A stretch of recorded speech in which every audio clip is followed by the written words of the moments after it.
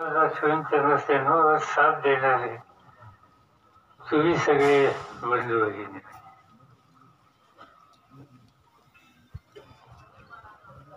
आज या ठिकाणी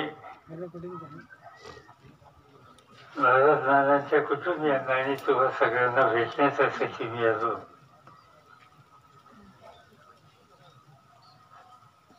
काही गोष्टी हे तुमच्या माझ्या हातात नसतात, आवाच्या व्हायच्या असतात. त्या घडल्याच्या नंतर साहजिकच अस्वस्थता येते. गेली अनेक वर्ष सोलापूर जिल्ह्याच्या आणि विशेषतः पंढरपूर तालुक्याच्या साधू जीवनामध्ये त्याच्यावर मंगळवेढ्यामध्ये सुद्धा सामान्य माणसाच्या प्रश्नाच्या सोडवणुकीच्यासाठी अखंड प्रयत्न करण्याची भूमिका ही नानांनी घेतली होती. माणुसकीचे संबंध सगळ्या घटकांची त्यांनी ठेवले आणि वाघाच्या विकासाच्या संबंधीची भूमिका अंतःकरणामध्ये शेवटपर्यंत ठेवली. आणि त्यासाठी जी अखंड धडपड केली दुर्दैवाने आज आपल्यामध्ये राहिली नाही. त्यांचा आधार जो होता त्याची माहिती मला रोज मिळायची. एक वेळेला आम्ही विचार असा केला की त्यांना आपण मुंबई किंवा दिल्ली इथल्या आरोग्याविषयी अतिशय महत्वाच्या ज्या संस्था आहेत तिथे घेऊन काही करावं का. तर त्यांनी आव्हान मागितलं आणि आव्हान मागितल्याच्या नंतर पुण्याच्या डॉक्टरचं जे काही रिपोर्ट होता तो त्यांना सादर केल्याच्या नंतर नानांना हलवणं योग्य नाही अशा प्रकारचा सल्ला हा मिळाला. आणि त्याच्यामध्येच एक गोष्ट स्पष्ट झाली की जे काही दुखणं आहे ते जीव घेणं दुखणं आहे. त्यातनं सुटका व्हावी अशी भावना होती. पण मगाशी मी सांगितल्याप्रमाणे सगळ्याच गोष्टी काही आपल्या हातात नसतात. त्यामुळे आज ते आपल्यात राहिले नाहीत. पण ते राहिले नाहीत त्यांचं कर्तृत्व, त्यांची माणुसकीची भावना फोन करतो 2 मिनिटात आणि वाघाच्या विकासाच्यासाठी त्यांना असलेला ध्यास याचं विस्मरण हे आपल्या सगळ्यांना बोलायला.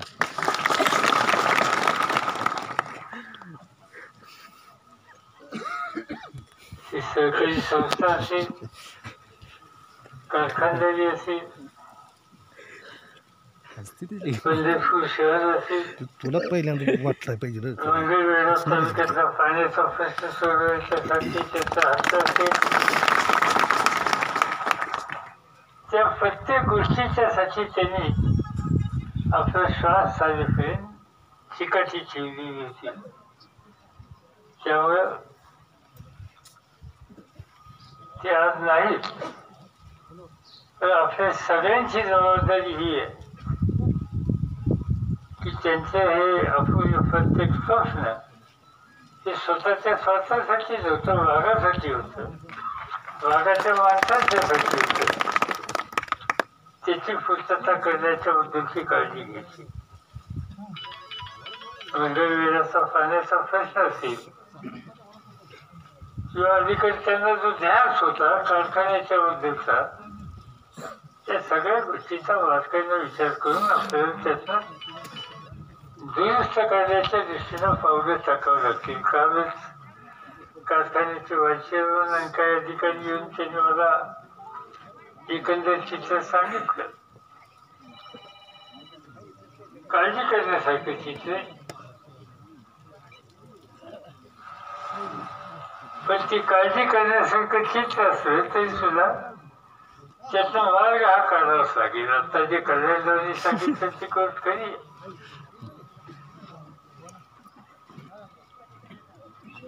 की दुष्काळाचं संकट आलं. जो कारखाना 10 लाख टन 12 लाख टन गळीच करणारा कारखाना 2 लाखावर झाला. खर्च काही कमी होत नसतात, ते वाढतच असतात आणि गळीत कमी झालं तर त्यावर नुकसानही वाढत जात असतं. आणि ते महाराष्ट्रातल्या अनेक कारखान्यांचं झालं. त्याच्यामध्ये मोठा फटका पंढरपूर तालुक्याला बसला आणि त्याचं कारण पंढरपूर तालुक्यामध्ये ऊसाचं क्षेत्र फार आहे.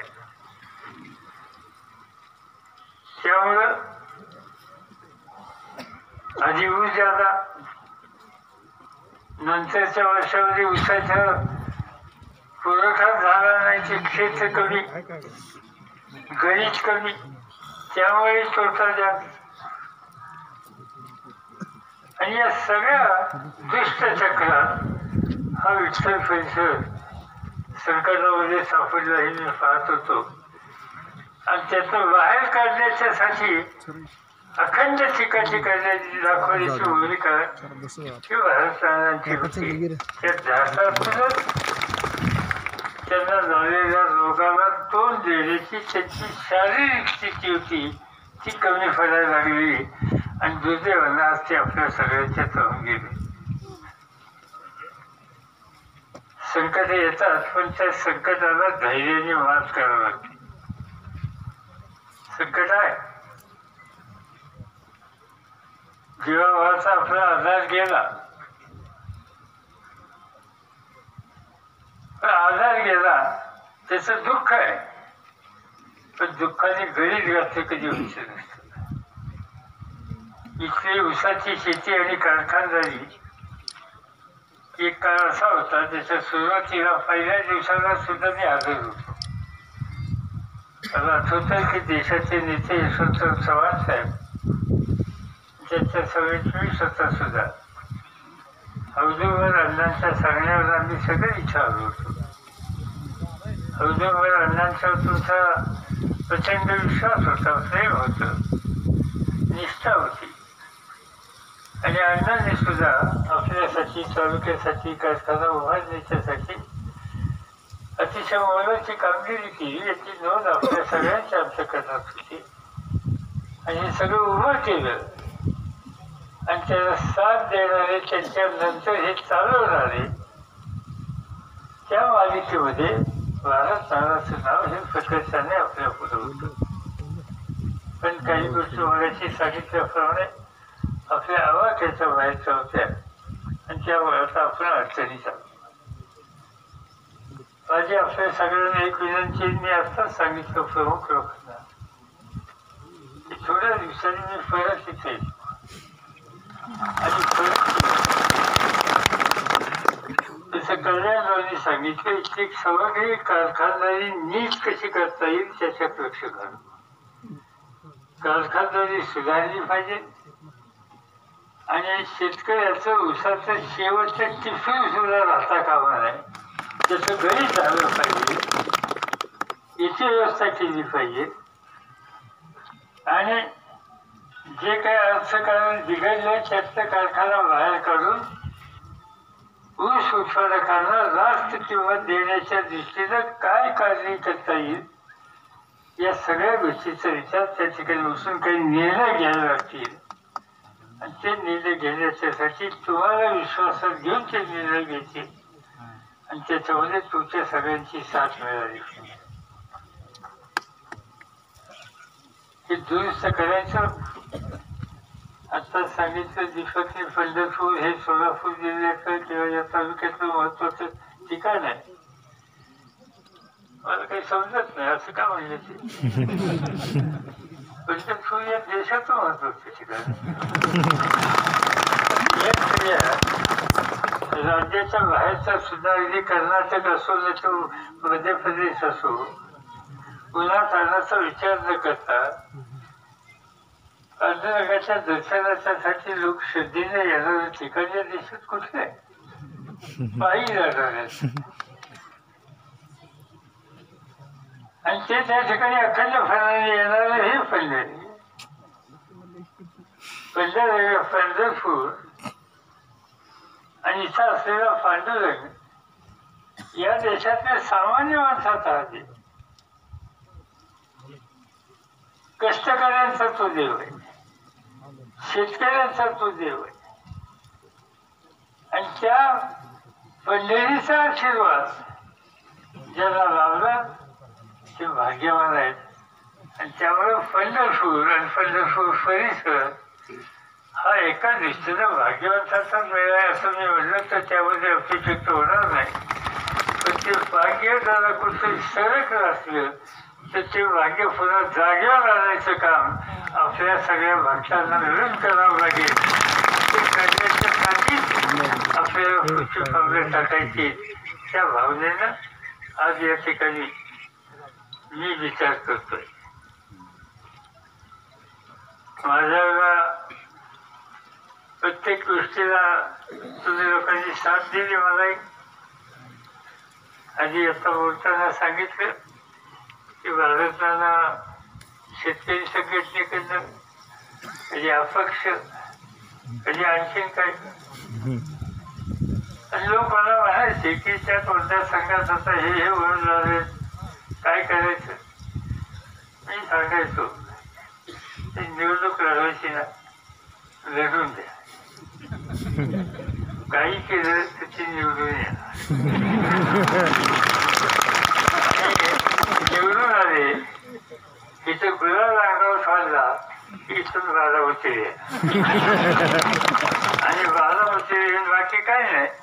एक हार माझ्या हातात देणार आणि मी आहेच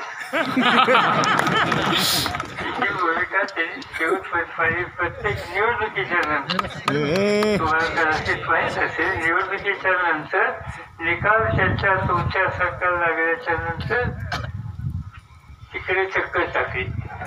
ती साथ त्यांनी कायमची आवाज सगळ्यांना दिली.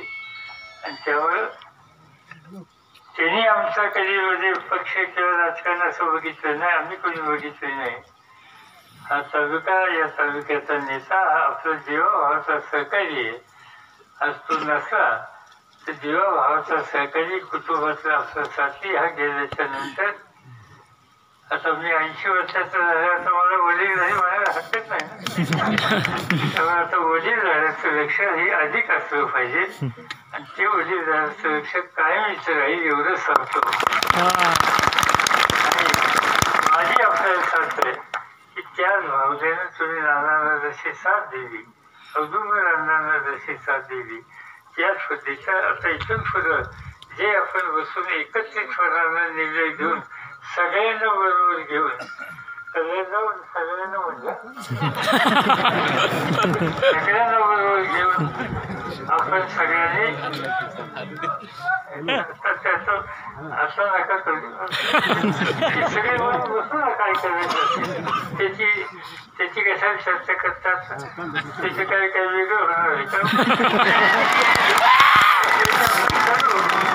त्यावेळेला आपण चर्चा करू. असं प्रत्येक एकत्र राहायचं.